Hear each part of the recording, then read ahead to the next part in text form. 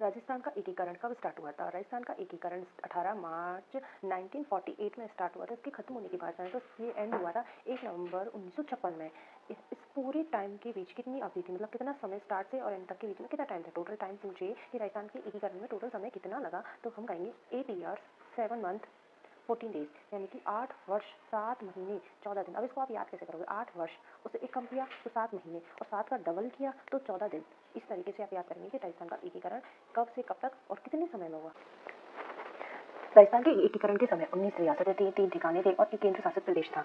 19 रियासतें कैसे याद करोगे आप लोग? इसकी एक ट्रिक है। ट्रिक क्या है? ए बी सी डी, बाबू झाड़ू कीको प्रसाटो जे जे जे बी यू एस, ये ट्रिक है। ये याद हो जाएगा तो आपको याद हो जाएगा।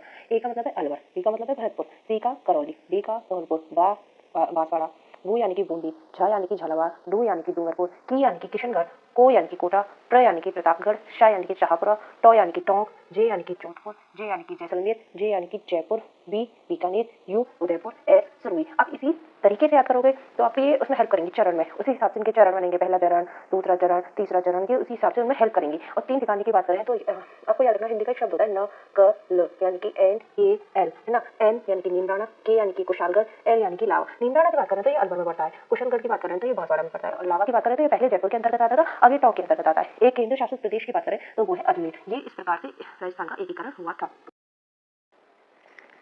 सबसे पहले प्रथम चरण यानी कि मत्स्य संघ के बारे में जानेंगे। कब हुआ था प्रथम चरण? कब स्टार्ट हुआ था? 18 मार्च 1948 में। 18 मार्च 1948 में। इसमें हम 4 रियासत प्लस एक ठिकाना पढ़ते हैं, यानी कि टोटल 5 चीजें, 4 रियासत 1 ठिकाना। इसकी ट्रिक क्या याद करने की? 4 रियासत को A B C D Alwar, Bharatpur, Karauli और धौलपुर।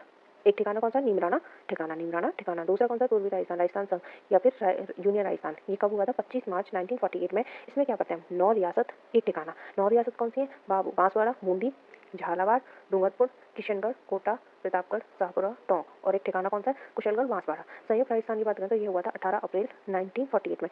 इसमें टोटल 10 रियासत और 1 ठिकाना है।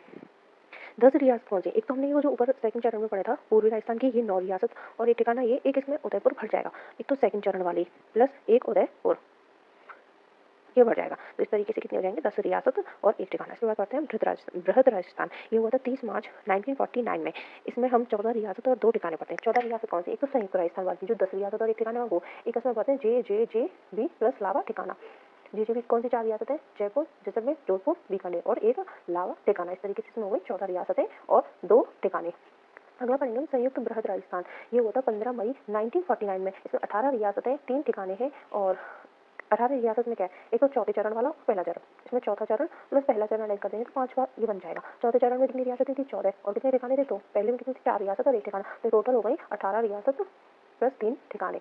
14 रियासत और 2 ठिकाने और फर्स्ट चरण में था 4 रियासत और 1 ठिकाना। ठीक है, इन्हें इस तरीके से याद करें। अगला हम पढ़ रहे हैं छठा चरण। ये हुआ था 26 जनवरी 1950 में। 26 जनवरी में 1950 में। इसमें 19 रियासतें और 3 ठिकाने थे। 19 रियासतें कैसे याद करोगे आप? ए बी सी डी, बाबू झाड़ू कीको प्रसाटो और जे बी, और इसमें बस एक भर जाएगी, वो है सिरोही। मतलब जितना हमने लास्ट उसमें पढ़ा था वो सारे ऐड करके प्लस इसमें सिरोही आ जाएगा छठे में। और लास्ट हम पढ़ते हैं 7वां। ये 1 नवंबर को 1956 में हुआ था। इसमें 19 रियासत और 3 ठिकाने हैं प्लस एक केंद्र शासित प्रदेश। केंद्र शासित प्रदेश कौन है? अजमेर। उसको ऐड कर देंगे तो ये बन जाएगा आधुनिक राजस्थान। इस समय 1 नवंबर 1956 में एकीकरण पूर्ण हुआ।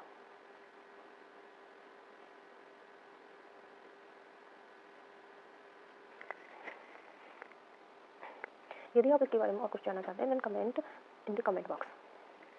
धन्यवाद।